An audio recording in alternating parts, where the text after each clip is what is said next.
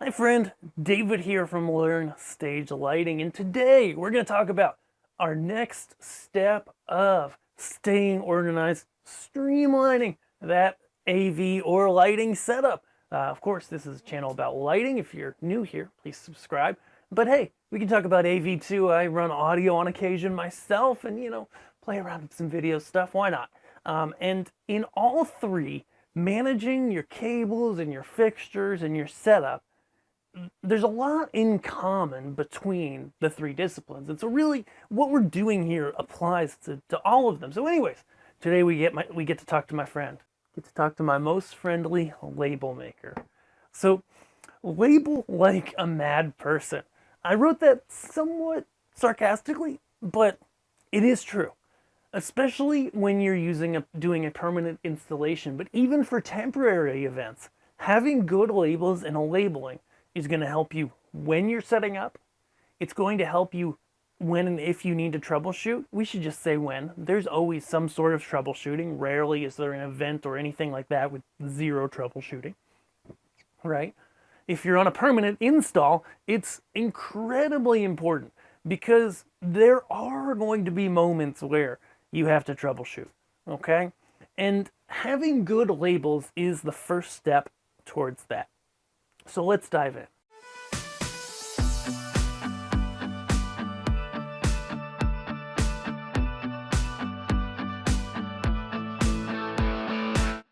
When we talk about labeling things in lighting, there's a few things we're going to label, and the method of labeling is going to vary depending if it's a more temporary or more permanent thing.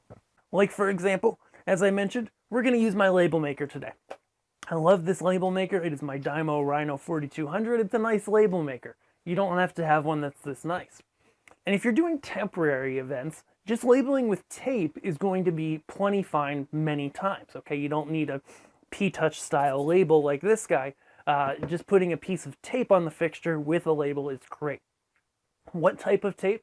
The best tape for labeling cables or fixtures, whether you're labeling the end of an XLR connector, a end of a power connector, a fixture itself. I like artist's tape. Often we have console tape in the industry too. They're about the same thing.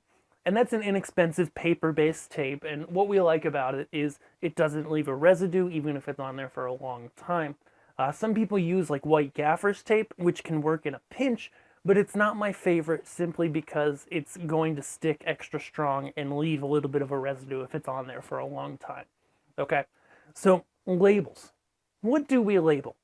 That's going to depend on how temporary or permanent your installation is, right? If it's something that is just up for a day or two and then you tear it down, then simple labels on your longer runs of cable as to where they go, simple labels on your fixture are going to be important.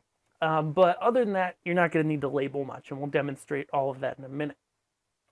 If it's a permanent installation, I would label any cable that you can't see both ends of from where you stand.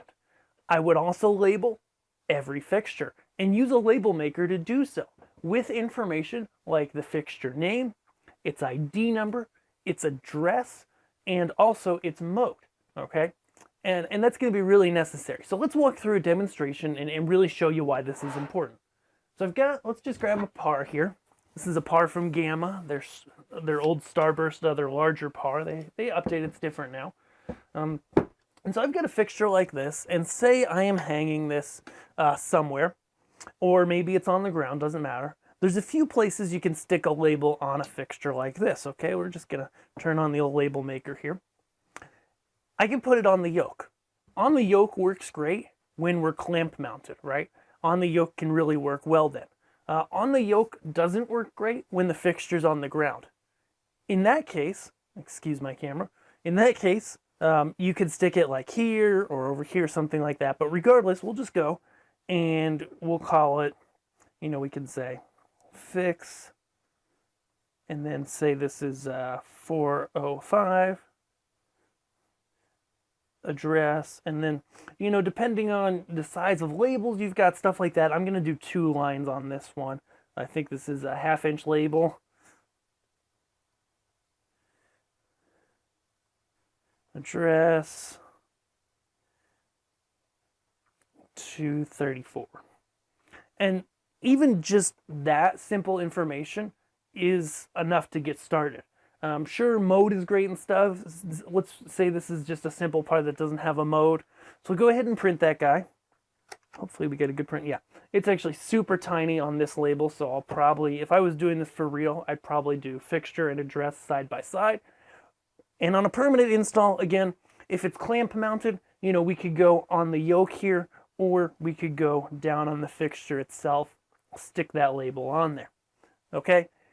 And the benefit to doing this, whether you're doing it here or here on your fixture, is when it's time, whether this is a tape label or a actual label maker label like this one, when it's time, when something, maybe this fixture fails, you need to take it down and move it, you need to replace it, especially with moving fixtures on temporary gigs. Sometimes you've got to replace that fixture. And when you need to do that, there's two ways that this could play out, okay? If you don't have a label on it, you grab a new fixture, you grab a spare fixture, you take it out to the fixture, you change the cables out, you go to take the old fixture back, and then you say to yourself, oh no, I forgot to look at what the address and mode was before I turned off the other fixture. That's why I also like mode on labels. Okay, and so then you're like, okay, do I plug in the old fixture, at least get the address? You know, do I go back to the console? Okay, which fixture is it again? You know, look in your patch. Okay, now we know what the address is, right? And then you can enter it in, and then it works, and you're done. Or you just take the label, take it off the fixture. Okay, we've got our label now. Put it on the new fixture. When the new fixture powers up, you can enter the info in on the fixture, and you're good to go. Okay, so for non-moving lights, yeah, I like to put it on the yoke, on the back, anywhere that's viewable while you're using it. If it's a moving light, like here I've got this Gamma Borealis, one of my favorite little pancake wash lights, then you're going to want to put it down on, you can put it by the screen, you can put it on top of the unit's base like so. Wherever it's going to be real visible, the biggest key with any labeling is just consistency, right? Being consistent with that label, being consistent with things like that. Now let's talk about labeling cables, okay? What kind of cables should you label? What shouldn't you label? Anything that's particular, you should label, especially in a permanent install, okay? Now, labels like these, label makers like these, just to do a demonstration, will have a wire and cable label type, which this one, this Dymo Rhino is the cheapest cable labeler that has these.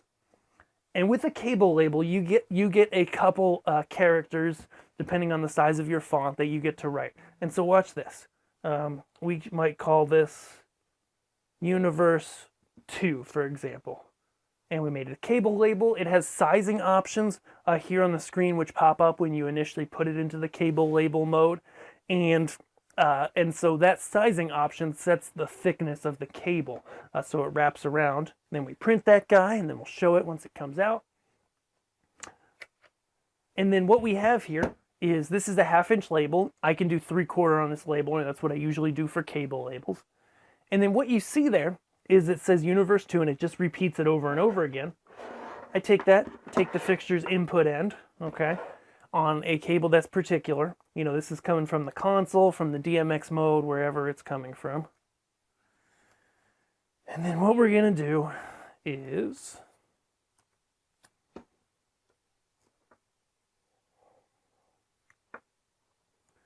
go ahead and wrap that around like so. And now you've got a durable label. And these labels, let me tell you, I just love this label maker. It is, like I said, the least expensive label maker I've found that does these cable labels, and also, has a rechargeable battery built in. Dymo Rhino 4200, we'll link to it below on Amazon. It's just so neat, so clean, stays on well. A lot of the labels, the tapes you buy, are also outdoor rated, and they do last outside. I've put them outside in fairly harsh environments. And so I love those. So I would label, like I said, anything that's particular. Like for a power cable going to a fixture, a power con, where you've got, 20 of those in a row and it's not super particular which power con goes to which fixture, then no, you don't have to label all those, right? Some installers do, and it's very meticulous, and I appreciate that. Sometimes it's kind of a hassle though when you rearrange things and then you've got wrong information on power con labels, and wrong information is sometimes pretty much always worse than bad information, right?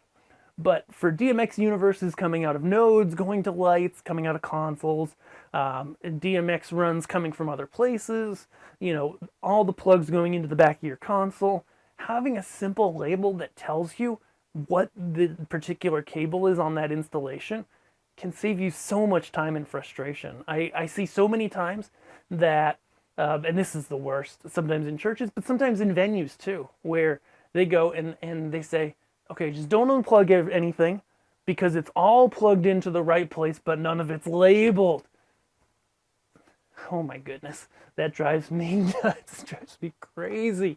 And so we don't want you to do that. We want you to have good labels, that's what I want for you, because when you do that and you have clear labels on cables and they're neat and things when you wrap them up are organized like we talked about in the last video, check it out here, then it makes your setup quicker, and it sure makes your troubleshooting quicker and easier when things do go wrong and you need to troubleshoot.